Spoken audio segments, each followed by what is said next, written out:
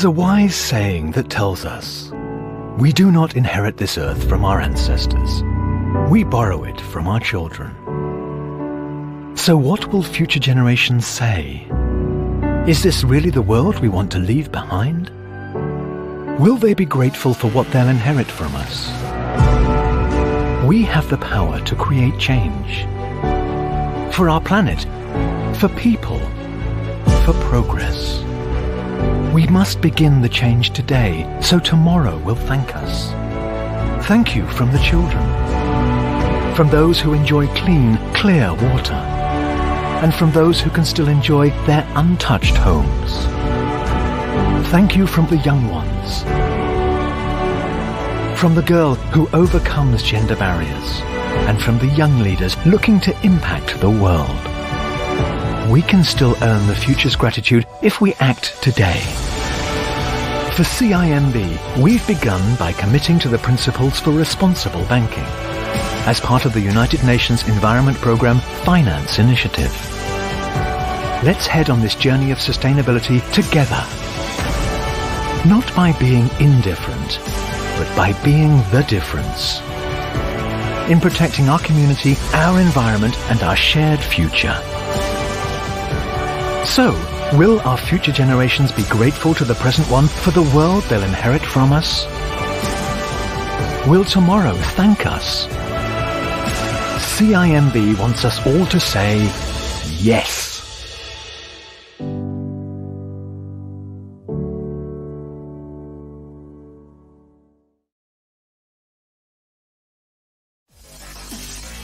Consumers who want to have better choices in their lives. Halal adalah nilai signifikan yang membezakan kita daripada negara-negara lain. Trend untuk menjurus mencari barangan halal juga kepada orang-orang yang bukan Islam. It is time for us untuk cari produk yang halal, baik suci untuk kita. Bukan saja makanan tapi juga produk luaran. Masyarakat lebih celik lah tentang kehadiran ubat ataupun saliman halal ni. Adakah masanya untuk kita memperkasakan TJ halal di Malaysia di kala pandemik ini? Stories that tell and explain. More information on Kinihalal.com.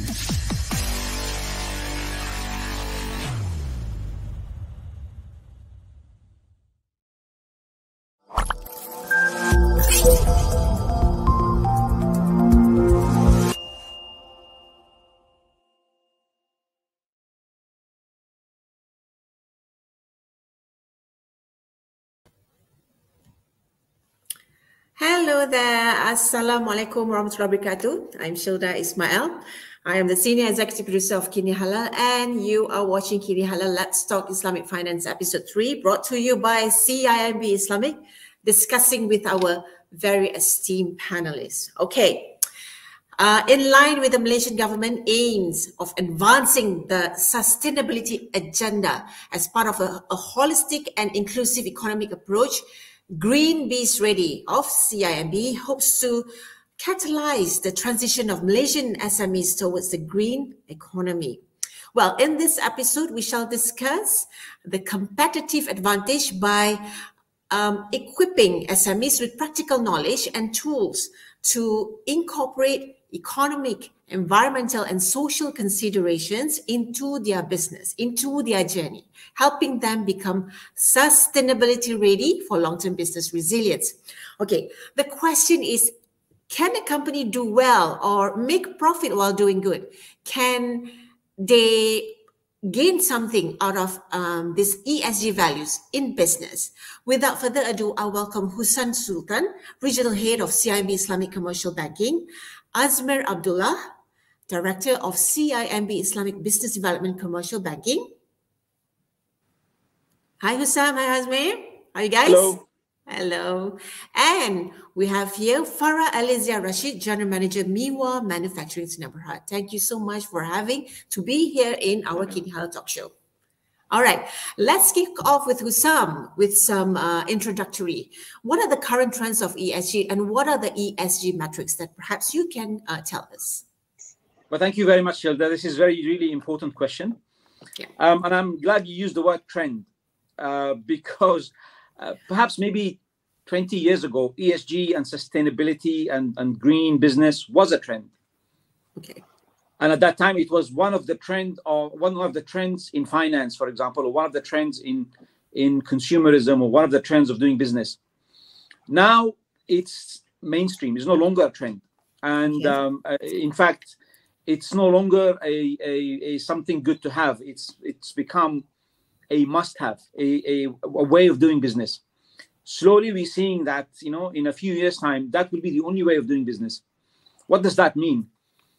It means, and to your other question is the ESG matrix. ESG is what? ESG stands for environment, social, and governance.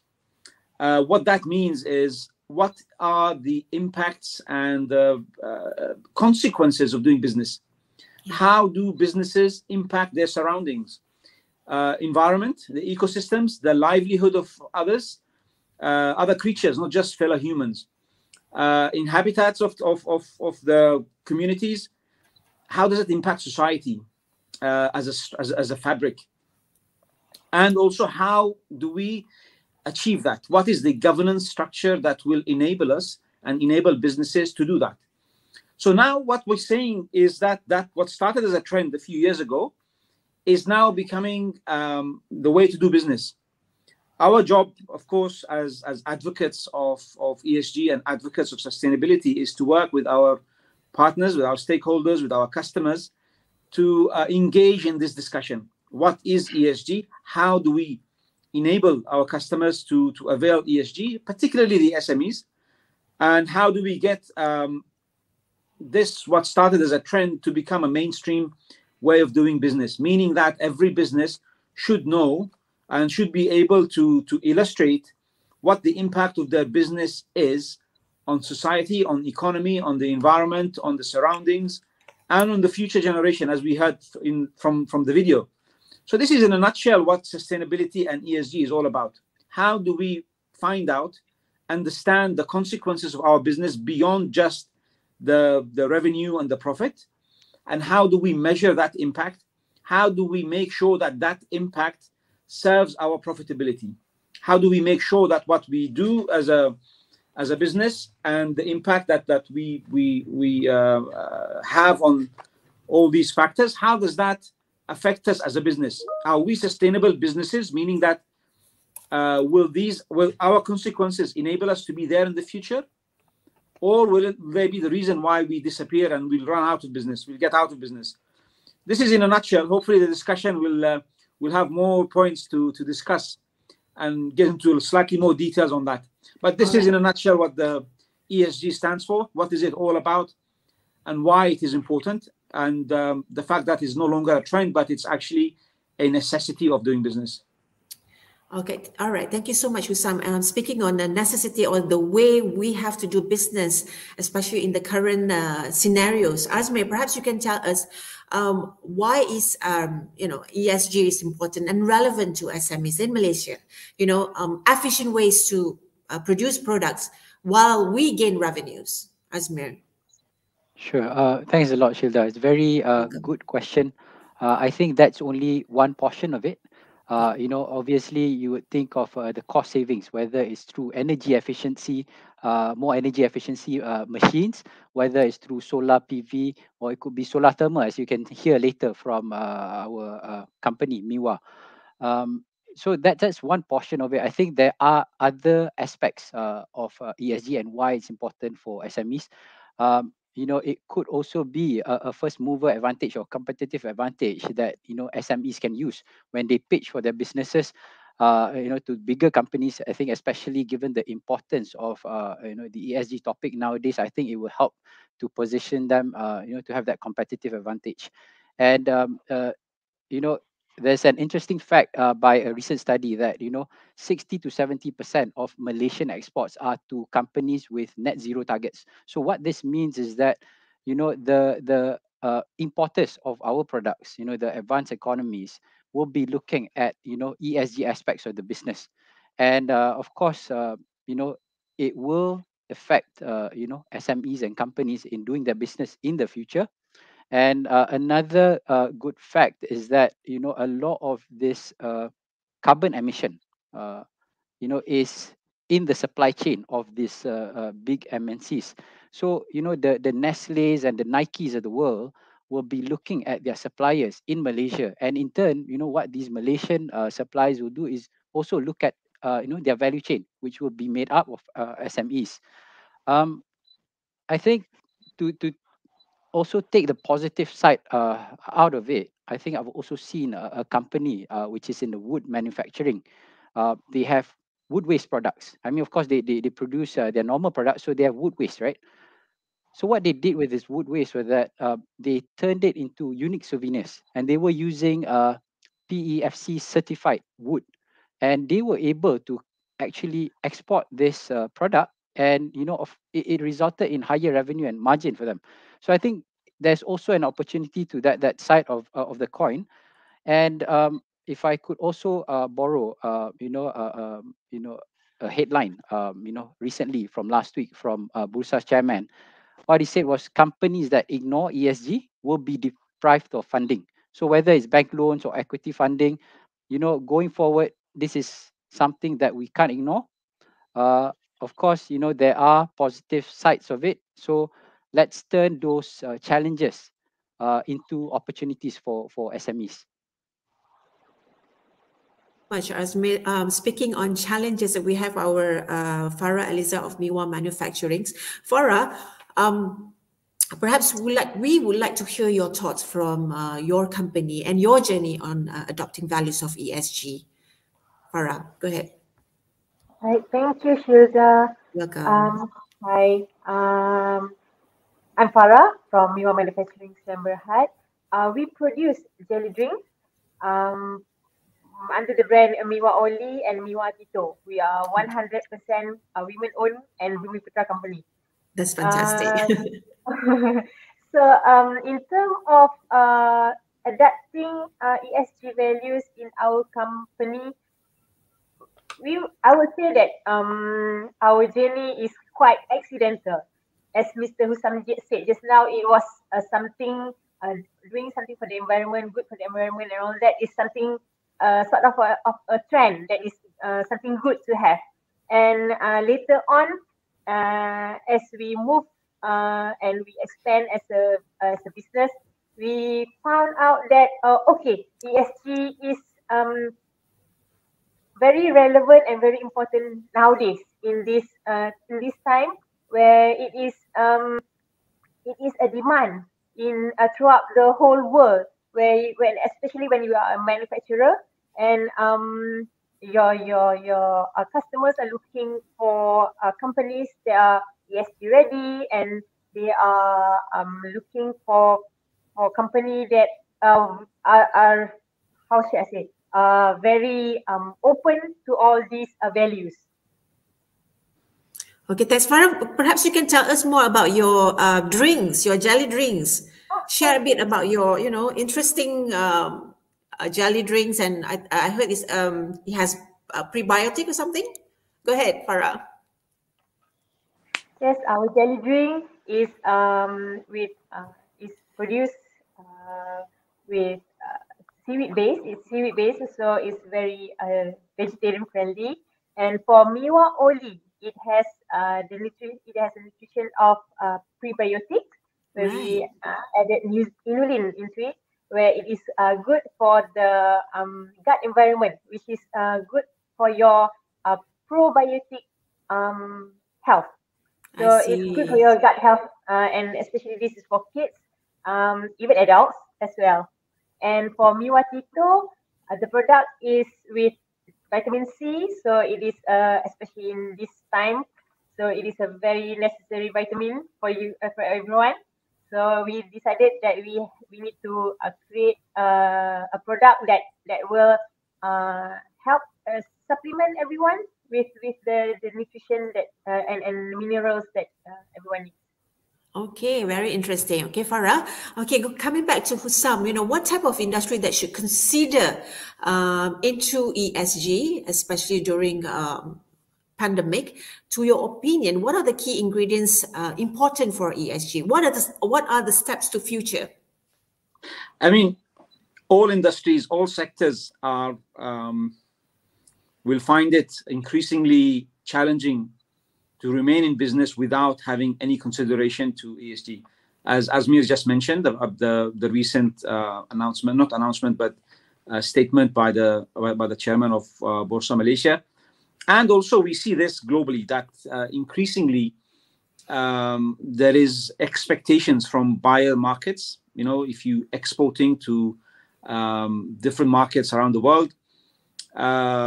Again, the study that Azmir mentioned, the BCG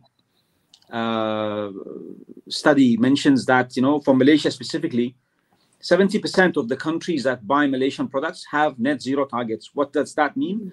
It means that at some point in the very near future, they will start scrutinizing the products that we export. Asking about all sorts of certification, all sorts of expectations to comply with certain international standards. So while I say all sectors are important, every sector of the economy should be thinking about ESG, not because of any external force, but because, you know, reading the market and how the market changes is a good way of doing business. And if you want to remain in business for the next decade and beyond that, you have to read the market right, global market right. And this is one way of doing that, is that how is it changing? To your point earlier, what are the trends? But, you know, when you see that a trend is no longer a trend, but is an actual expectation, then reading the market right is really something that all sectors have to consider. However, if you are to prioritize this, perhaps exporters, and if you look at what Malaysia is exporting at the moment, you know, that comes at the top of the list, electronics and electrical goods, manufacturers, you know, food ingredients, agriculture ingredients, palm oil. All of these are important sectors that, you know, we should probably start with. Also manufacturers, because they, one way or the other, they come into the supply chain of some other bigger buyer. And that will be, at some point in time, all the bigger buyers, all the big corporates will start to look into their supply chain and will only award contracts to those smaller SMEs that have certain standards of ESG. Why? Because that will be tracked all the way down to the smaller suppliers in the supply chain of the bigger corporates. This is basically the why this is happening and who should engage in this discussion and in this process actually of transitioning into an ESG compliant. In fact, I think, you know, in a few years' time, that probably will be the labeling of sustainable and green and eco-friendly and ESG compliant will probably change. The labeling will start to be attached to those who are not compliant. And those are the ones that will probably find it difficult to do more business, especially if they are exporters. So this is one of the you know, one way to look at it is that everyone is expected to look into it. If we are to prioritize perhaps exporters, and we need to look at the main exporting sectors and the countries that we sell to, and then we start to look into those SMEs that supply those buyers, and then we start working with them. What was your second part of the question? The second question, what are the steps to future? Well, the steps of the future, I mean, the first step is to recognize, to just admit and acknowledge the fact that this is the future. By acknowledging that, I think the next step will be definitely to look for the right partner. How do we make a change? Where do we go for a change? Who could advise us? Who could help us? Who will understand our needs? And I think this is when different partners come into play. I mean, we are at CIMB, we try and work with our clients. We have a number of propositions that we built and a number of propositions that we are developing to engage with our SMEs, especially in order to raise the level of awareness, and also not just the awareness, but the raising the ability to take action. Perhaps maybe down the discussion we will mention about the GreenBizReady as one of them. But this is the main step here, is that if SMEs start to take note of this wave of change and then start to plan how do we take action, what will be the next step, and look for the right partner. Okay, thank you so much, Hussam. Okay, speaking on partners, how does Azmir CIMB GreenBizReady help or position ESG within the SMEs in Malaysia? What do you do with your partners? Perhaps you can share it with us. Yep. With your clients. Yeah. Yeah. Go ahead. So ESG and sustainability is, at very high agenda of CIMB Group, and at the commercial banking and SME banking customer space, I think we recognize that this is a challenge, and this is also an opportunity. So what we came up for with one of the propositions that we launched last year in February was the CIMB GreenBizReady, and it's basically a proposition, and it's free for CIMB customers to start their sustainability journey. Now, if you could imagine the CIMB GreenBizReady as an umbrella structure or a one-stop solution, where we have various associates, Malaysia Green Tech, Matrade, MIDA, the solar contractors, the sustainability advisors, CIRIM, all offering their niche solutions and products, because we do recognize that not all not all SMEs is going to start at the same point. They may have preferences and priorities, so that's why I think we've got this concept of GreenBizReady, where CIMB is supported by these partners. However, I think we would like to highlight one program under GreenBizReady where it's a capacity building approach. So this program, it will provide a good foundation for the SMEs. It will give a report, it will give input, it will give tools, and it will draw a roadmap. And also for the more serious SMEs, there's even a 12 months engagement plan, right? Because for you to start on a journey, you got to know where you are, where you want to get to, and the plans and the checkpoints. So this, I think, is a unique proposition that CIMB has. I mean, if you compare against other offerings in the industry, I think this is very unique, and this should be the way to do it. Because I think before you embark on a journey or you want to get to your target, I think it's very important to empower and prepare SMEs better, in order to take those steps. So in a nutshell, I think CIMB GreenBizReady is a proposition that will help SMEs in their ESG or sustainability journey. Okay, thank you so much, Azmir. And we'll be speaking on where, how do we get the inquiries, who do we speak to at the end of the show. So stay tuned until at the end of the show so that you can understand more. Where do we get the details? How do we get the details of CIMB GreenBizReady from Azmir? Okay, coming back to Farah, perhaps you can tell us, why is it important for your organization to incorporate ESG, and how was your journey? How does this affect you or impacted you during pandemic? I think the incorporation of ESG values is very important, especially now. It is already, as I mentioned just now, it is considered a demand, and we should be ready. It doesn't matter, even a small step. You can start with a very small step, like we did. So this is not just to comply to the request, to the demand or the standard, but also it will create values and values to your product and your company. So when these buyers are looking for products to buy, your company, will be you have a very competitive advantage to it. Yeah. So they'll look into your company first. So I hope that our move in incorporating the ESG in our company will at least open up a little bit of their eyes. Yeah, open up to exports. Yes. Great. So we want to be ready for that. So you would so the next time when there is a how should I say, the government or the standard is like needed for you, it is needed that you have ESG in your company, it won't be too hard to implement, right?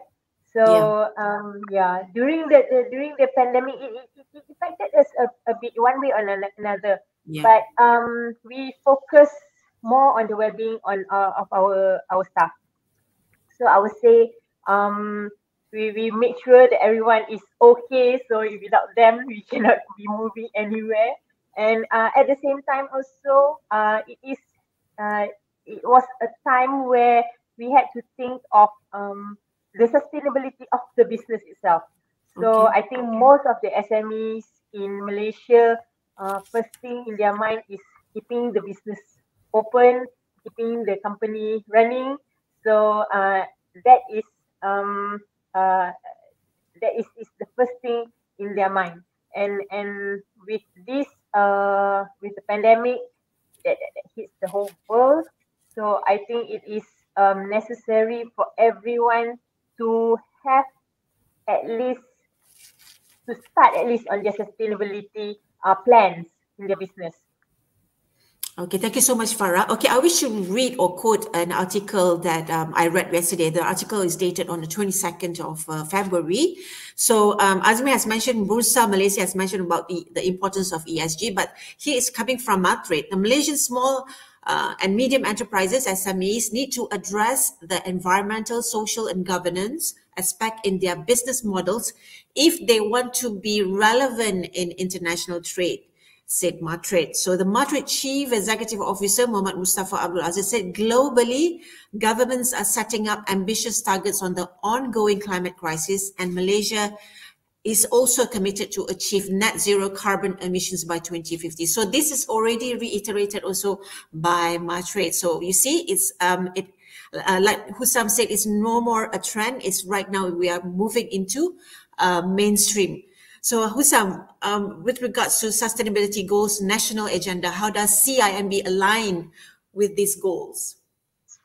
I think CIMB has been there from the beginning of the discussion. For example, when we had at the regulators level, when Bank Negara Malaysia initiated the discussion around VBI, value-based intermediation, back in 2015 and 16, and then launched the strategy in 2017. CIMB Islamic Bank was there from the beginning as a founding member of the working group that launched that initiative. However, from our business perspective, also when CIMB Islamic and CIMB Group after that started taking sustainability as a strategic pillar of our business going forward, we realized that there is a lot of synergy there, that, you know, this is not about just compliance. It's not just about going with what any pressure group or investors or the government initiated, but also there is a growing opportunity there of businesses coming up, businesses that require changing, businesses that are shaping up for this challenge. And we launched, in response to that, early on, we launched the SME financing for renewable energy.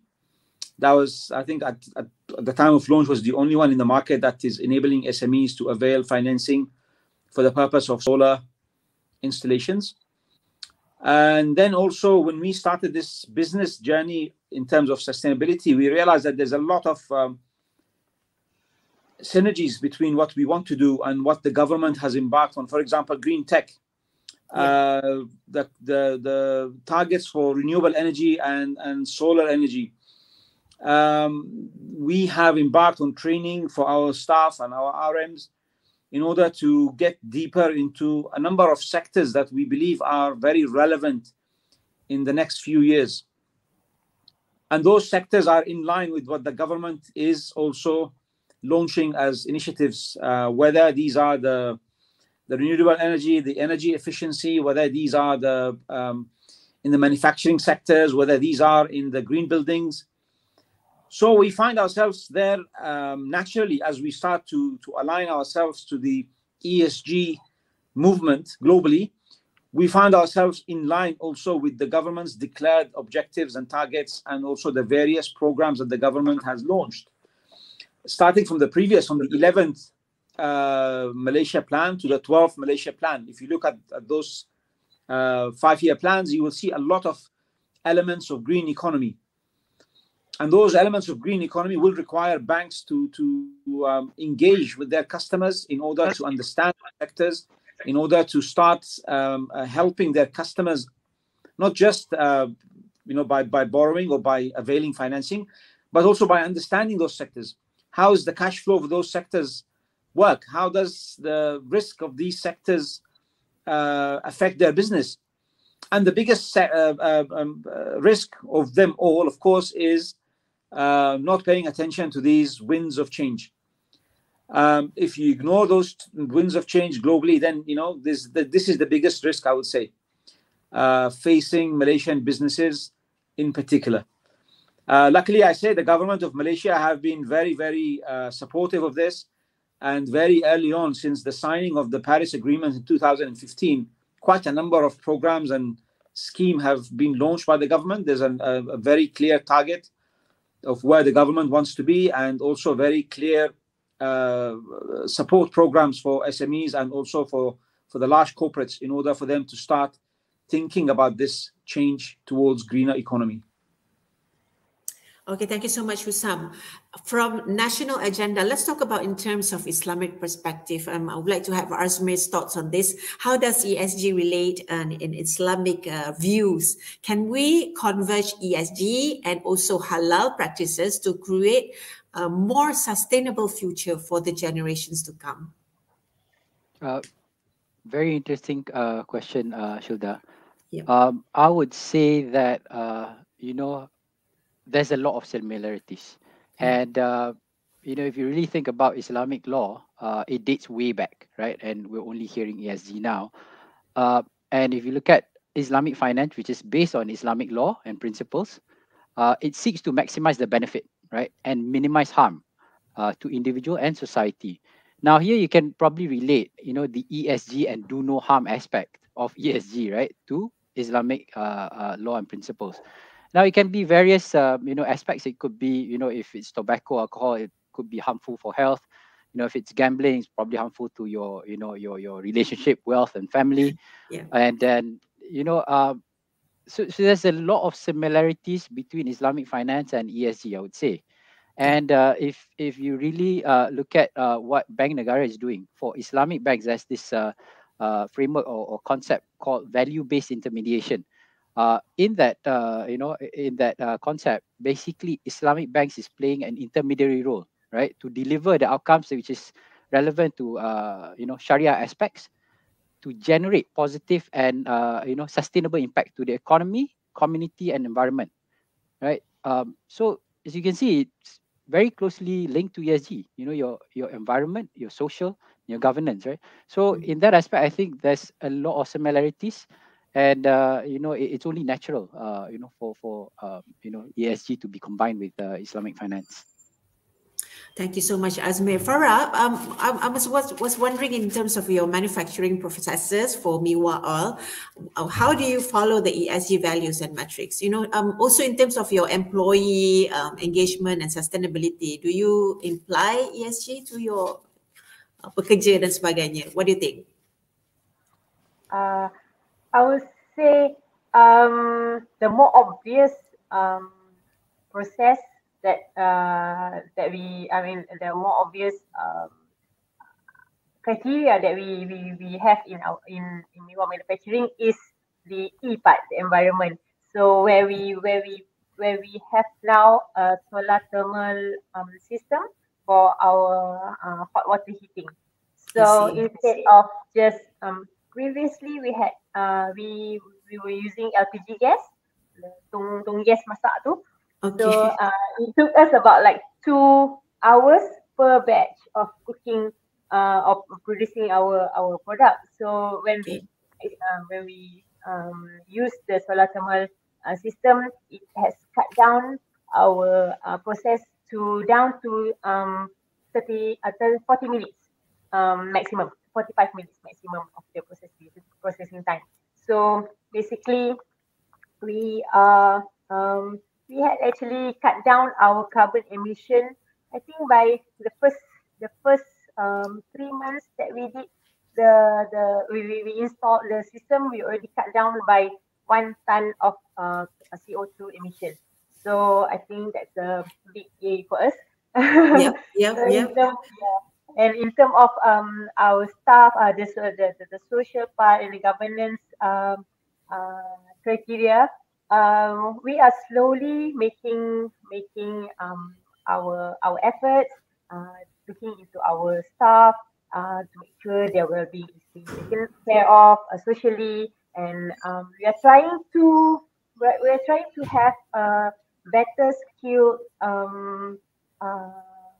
workforce, I would say. And as we are thinking into, as I said just now, as we plan for sustainability, we are now already starting to think about automating the processes.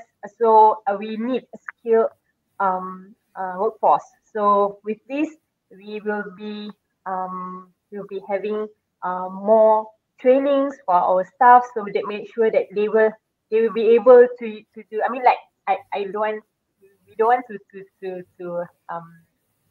how should I say, fire them on all that. So we want to have the existing workforce develop their skills, so make them to be more adapt, so that they can adapt to technologies. So we're trying our best to start with whatever we have. So it doesn't matter that if we say that we are like SMEs, we cannot do all this. You can do it. I mean, like even the smallest step will help, definitely. Okay, Farah, is it, out of curiosity, is the solar turban expensive for you? You know, how was the cost? The actual cost was quite steep, but thankfully, alhamdulillah, we actually we had a grant from KPLB, Kementerian Pembangunan Luar Bandar, and with the help of SIRIM, we managed to have I mean, like it was very manageable. The cost was very manageable. I think like there are a lot of agencies that can help with finances and grants and all that. And also it was from our communication, our how should I say, our communication with SIRIMs, that we met with UNIDO, United Nations Industrial Development Organization. So from there, we learned about the Sustainable Development Goals, where we learned all about this ESG values and metrics and all that. And then only it was like, oh, okay, we are doing something. We are at least making a move into this ESG standard and all that. So with the grant and SIRIM and the help of UNIDO, actually our cost was quite minimum. In fact, we had cashback. I would say cashback. The cost was actually negative for us. Wow. Okay. All right. All right. Thank you so much, Farah. Okay. And I think, Syilda, just to add on to that, I think most importantly, Puan Farah, you paid the same amount of electricity bill, but you double your revenue. Okay. Right? Because you saved from, you know, not using you're using less electricity for, you know, you can double the revenue, double your production. I think this is what I wish to derive, you know, while we are adopting ESG, whether we can make profits out of this, you know, we can minimize costs out of this. That's why I did ask, you know, is it expensive on your solar thermal, etc., etc. Okay, coming back to Hussam, you know, we're speaking on cost and outlook, market outlook. What are the investors' outlook to companies who put on ESG in their business strategy or their business model? Well, I mean, it's very clear now that those companies that don't pay attention to ESG, they will probably have no investors interested in their businesses. Yeah, it's as simple as that now. It's official. It's the way it is. I think the world has woken up to the fact that we need to do something. We need to make action. Doing business the right way more than anything else. It is one way of doing business the way it should be done.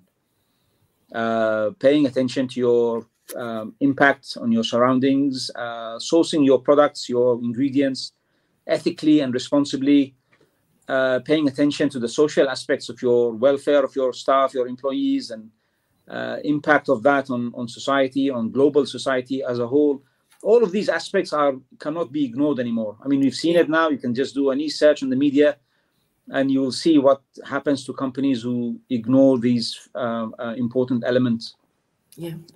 You mentioned about profitability, and I remember this 12 years ago when we were still, this was still a trend. Yeah. That question was always asked: how can you prove that this is a profitable? How do you know that we do this, we will not lose money? And well, I mean, making profit it's not a secret or something that's it's the formula for making profit is quite clear. Hard work, of course, dedication goes without saying, clarity of the business model, knowing your market, anticipate trends and changes in the market you operate in, managing your cost, and serving your customers right, giving the right ingredients, the quality of your products, and that's also related to the question you asked earlier to Azmir about synergy between halal and ESG and sustainability. Both labels aspire to achieve some sort of quality assurance that this has gone through a process of validation, process of someone has vetted that this is okay to consume. From halal means that it complies with certain, practices, and also hygiene, and ESG, that it's gone through some, societal and environmental hygiene. It's not just. So these are the elements of making profit. Yes, you can make profit the other way by polluting, but time is running out for those who are doing it this way. Maybe there's still some pockets of businesses that will be able to operate like this, but not for long. And while you can make profit now, if you don't want to be in business for long, then you will not be in business for long. Yeah. Okay. Thank you so much, Hussam. All right, Azmir. So the 1 million question here: can you explain how does ESG increases profit in a business in this kind of value creation while we're doing business ethically? Okay, so I'll probably try to simplify that $1 million question. I mean, the profit formula is just basically either you increase your revenue or you reduce your cost, right? So in terms of revenue, I think from an ESG perspective, if you've got that, competitive advantage, it could be that, now your products attract or attract buyers in different markets, right? In advanced economies, and that will increase your revenue and broaden your customer base. And another way could probably be now you can increase production because your operations are more efficient, right? You're using more energy efficient machines, and hence you could automate, and then you could increase your revenue. And whereas the other side of it, which is the cost, I think taking example from Miwa's case, I think so the electricity bill has remained the same, where the revenue just doubled. So they are saving in terms of their electricity bills because they're using solar thermal for their heated water. They need to use heated water for the jelly drink, right? And what could be the next steps for Miwa? Probably they could look at because they're still paying TNB, right? The electricity. They could probably look at installing solar for electricity, right? To reduce it further. And they could also look at some more energy efficient machine, lighting, air conditioning in their factory or production line. So I think, and most importantly, I think taking cue from the entrepreneurial spirit of Miwa, I think it's very important for SMEs to look around. make use of the grants available. If you're lucky, as in Miwa's case, you might be doing all this at a very minimum capital, right? Yeah. And minimum cost, you get all the benefits of it at minimum cost. So hopefully, there are some ways that you could increase profit, through ESG.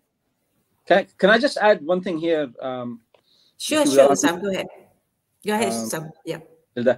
You see, to the point that Azmir mentioned about profitability and cost, and one of the things, the advantage of probably engaging a bank is that banks also partners in this. When they put their money, they want to make sure that this is something you can pay back. And one way of making sure that that happens is that, to help you understand the cost structure of your investment that you put in solar, for example. And when I mentioned earlier about our solar financing for SMEs, obviously not every SME will be able to avail that. Only those this will help their business save cost on the electricity bill. If the cost of financing will increase the burden on those customers, then they will be advised not to go for it, because that will damage the sustainability of their business. So sustainability is not just about the environment, it's about the economics as well. The business has to be able to survive. And sometimes, there will be other ways of enhancing their green credentials than simply just installing solar. So that's an important point here, is that, working with banks also has its own advantages sometimes, not sometimes, but, because people usually try and make it all about that banks want to lend only. That's not true. Yeah. Banks want to engage in an investment, in a joint venture to make sure that it works for them as well. Yeah. So this is the advantage, I think. Also, if any of the SMEs want to engage in a journey or start a journey, perhaps joining with a bank like CIMB is not a bad idea. Okay, we'll be speaking on the joining on CIMB GreenBizReady soon. Farah, how was your journey with CIMB then? Perhaps you can tell us, how it started and, what are the assistance that you get? We started off, actually, it's very new to us, and Azmir approached me, and we already actually have started with, a survey, especially, we're looking into the, as we mentioned just now, the capacity building, the training and the capacity building. So they first have to, gauge us first, at what level we are now. So are we ready to go into the next step, and which value should we focus more? So I think it is a very good initiative by CIMB, and this is the first time that I've heard about banks helping SMEs, not only with financial support, but also with this training tools and all these advisories. And I think it will help us refocus and plan which way we want to go with this ESG. Okay, thank you so much, Farah. Okay, since we have already been having a good conversation today, almost 50 minutes out of this conversation, we could have one round of Hussam and Azmir and Farah. Let's just start with Hussam. I was wondering what kind of awareness that we need more to get more SMEs to be part in this ESG trend.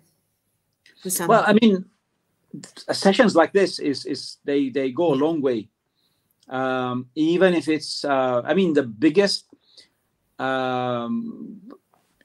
marketing tool is word of mouth. So if we have 10 SMEs listening here and they go and speak about ESG to 10 more, then that will multiply, and that will be really the very good effect.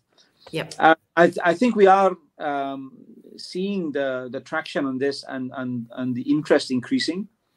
Definitely there is awareness. You see, this will not be a banks only initiative. This will be the government play their part, the media outlets play their part, schools play their part, artists play their part. Everyone play their part in raising awareness.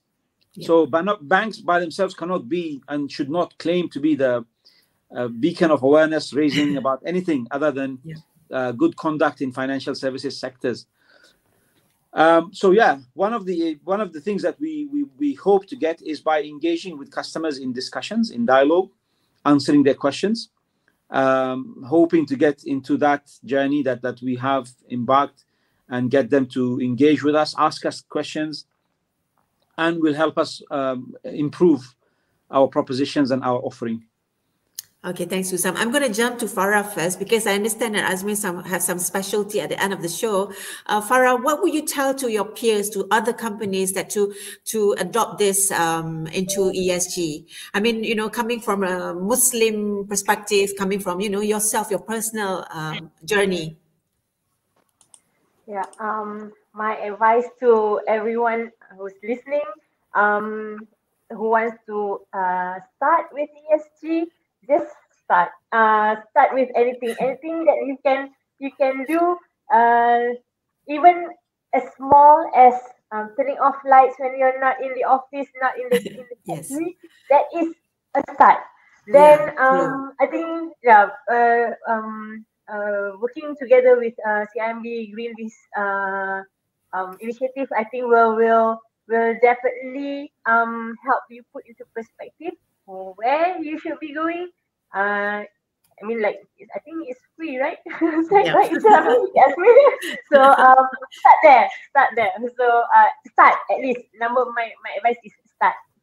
Yeah, I think after, not to say after, while we were faced with a pandemic, for some reason we got into a realization into the climate crisis, and this somehow heightened the awareness of environmental issues, right? So coming back to some surprises from Azmir, you know, perhaps you can also tell the testimonials that CIMB would like to share on the success stories and some inspirational stories coming from CIMB Islamic. Azmir? Okay, so GreenBizReady was just launched last year. I think we are building that awareness and we're getting more SMEs and companies to take. If I could just share one a success story, of course it's a journey, right? So it's not at the end of the journey yet. But I think if I could share one success story for now is that, you know, a slightly bigger company, you know, not as small as Miwa, slightly bigger.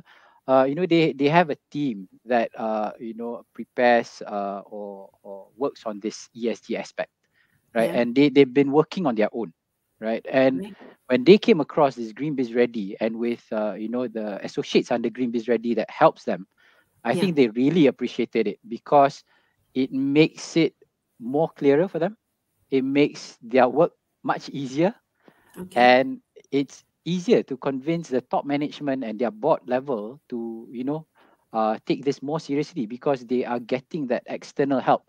And going back to the point that it's free for CIMB customers, I think, you know, for companies to engage these types of you know, consultants and whatnot, it would definitely cost them money, right? And here in, you know, under CIMB GreenBizReady, it's free for CIMB customers, and you know, we'd like to you know, promote this and, you know, let our customers leverage on this you know, proposition, you know, for the betterment of their business. Free, what else could you ask for, right? I mean, it manages that part of your cost, right? And you know, it advances you in your sustainability journey. Okay, what are the requirements? I mean, out of curiosity, what are the requirements? And first, what are the requirements? Number two, will there be like clinics, workshop, networking that be done by CIMB Islamic or for this GreenBizReady? Yeah, for now, the requirement is very simple. Just be a CIMB customer. And you can start with a current account. I mean, of course, if you have financing, it's better. But yeah, as simple as long as you're a CIMB customer. And, you know, once you get on the GreenBizReady program, there are various ways to start. You know, that's why I said, you know, it depends on the preferences and priorities of, you know, the companies. But going back to that program, which I think Farah also touched, I think that capacity building approach, I think that is a very core component of GreenBizReady, because you've got to empower, you know, the SMEs with the right knowledge, and you know, that gives them a good foundation. Because otherwise, you know, people talk about ESG nowadays, sometimes you talk to the SMEs, it's a Yeah. very blurry subject, right? Yeah. You know, they probably just know it's ESG, and you know they couldn't probably even define them. So Agree. it's very important to start, you know, with that, you know, capacity building kind of program, so that you know when you hear things or you see things, then it makes more sense to you in the Yeah. ESG space.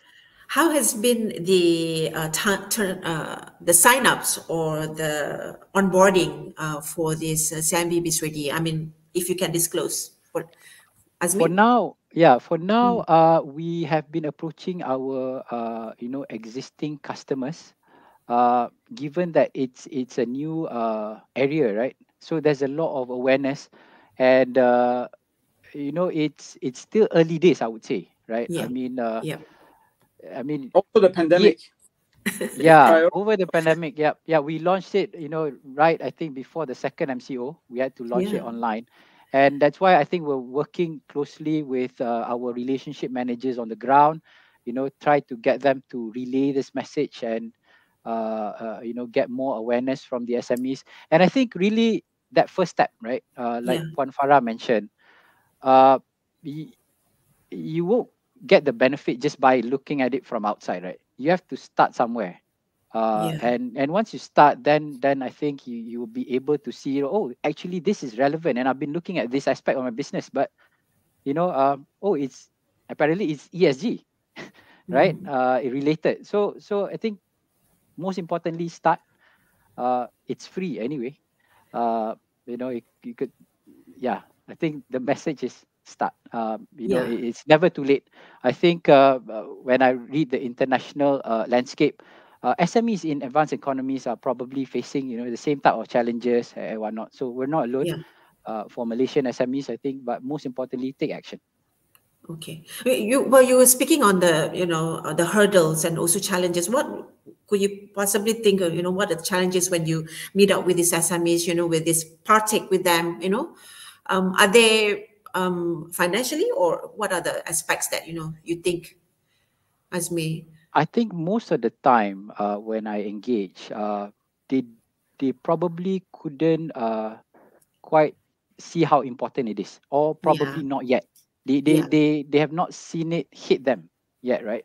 They don't But see as a priority. Yeah. correct. But if you look at the slightly bigger companies, you know, if you Yeah. look at beyond SMEs, Yeah. you're already seeing, you know, companies being hit by Mm. these types. So for example, if you just take the S, the social aspect, right? Mm. I think if you Google or you see the headlines, there's a lot of companies that hit with, you know, their labor policies and their labor practices, right? Yes. And that is turning into a real business risk. It's hitting the fundamentals. So if, for example, these SMEs are supplying to those companies, the bigger Mm. companies of Malaysia, and the Mm. bigger companies of Malaysia is being hit because, you know, we're connected globally, right? Agree. Eventually it will hit down the supply chain. And that's when I think the SMEs will probably realize that, you know, it's already here, right? And this is why it's important to take that first step, so that you have already started on your journey, right? And you could be, you know, ahead of your SME peers and competitors. Yeah. Yeah. Okay, Azmir, I heard that you have a slide that you want to share with us. Yeah, What is it about? just Some just a inspirational story from you. yeah, Okay, yeah, what are the slides are? just a simple picture. I thought you I were going think to sing some Michael Jackson song or something like that. yeah, I think Okay, what so is this that important? Okay, go ahead. so I think this is a very simple picture. I think that the it speaks for itself. The importance of small steps. I think we've been saying this. Uh, don't make it too, you know, complicated. Mm-hmm. You know, just take that first step and move on. And I think, you know, then only you'll be able to reach where your, you know, your targets are and whatnot. So very important. Start that first step, and you know, it's up to the companies. It's up to your priorities and preferences. You know, whether, you know, you want to start with A or B or C. It depends on you, but at least start. So that's the first picture, and the second picture. This is just to close off the session. You know, bit more casually. There's a story about a man and a horse in a foggy forest, right? So the man was saying to the horse, "So I can't see where we're going," right? And the horse asked, "Can you see your next step?" And the man said, "Yes." And the horse replied, said, "Just take that first step and take it one at a time," right? And hopefully with that, I think, the call to action for companies and SMEs, take that first step. It doesn't have to be CIMB GreenBizReady, but if you are a CIMB customer, we've got that proposition, that platform ready for you, free of charge. So just contact us. I think you can, just Google CIMB GreenBizReady. I think it will take you to that website. Drop us an email, give us a call, then we'll be in touch with you, inshallah. Okay, that's call for the wrap for this show for today. Thank you so much, Hussam, Azmir, and also Farah for being with us in Kinihalal Talk Show. Conversations around ESG are shifting from, before this was compliance and sort of like a corporate responsibility to competitiveness as business increasingly see now ESG as an opportunity to stand out to investors, to customers, to export, and also maybe to talent. Okay, ladies and gentlemen, do share this video, or maybe you can comment if you're interested with CIMB GreenBizReady. Should you have any inquiries on the products and services offered, do stay tuned to Kinihalal Let's Talk Islamic Finance, brought to you by CIMB Islamic in the next episode. Thank you so much, Hussam, Azmir, and Farah. Hope to see you again. Assalamualaikum. Thank you so much. Thank you. Thank you. Bye-bye. Bye-bye. There's a wise saying that tells us, we do not inherit this earth from our ancestors. We borrow it from our children. So what will future generations say? Is this really the world we want to leave behind? Will they be grateful for what they'll inherit from us? We have the power to create change. For our planet, for people, for progress. We must begin the change today, so tomorrow will thank us. Thank you from the children, from those who enjoy clean, clear water, and from those who can still enjoy their untouched homes. Thank you from the young ones, from the girl who overcomes gender barriers, and from the young leaders looking to impact the world. We can still earn the future's gratitude if we act today. For CIMB, we've begun by committing to the principles for responsible banking as part of the United Nations Environment Programme Finance Initiative. Let's head on this journey of sustainability together. Not by being indifferent, but by being the difference. In protecting our community, our environment, and our shared future. So, will our future generations be grateful to the present one for the world they'll inherit from us? Will tomorrow thank us?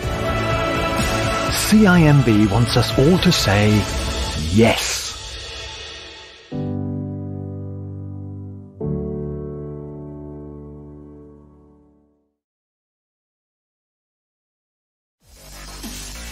Consumers who want to have better choices in their lives. Halal adalah nilai signifikan yang membezakan kita daripada negara-negara lain. Trend untuk menjurus mencari barangan halal juga kepada orang-orang yang bukan Islam. It is time for us untuk cari produk yang halal, baik suci untuk kita. Bukan saja makanan tapi juga produk luaran. Masyarakat lebih celiklah tentang kehadiran ubat ataupun saliman halal ni. Adakah masanya untuk kita memperkasakan TJ halal di Malaysia di kala pandemik ini? Stories that tell and explain. More information on kinihalal.com.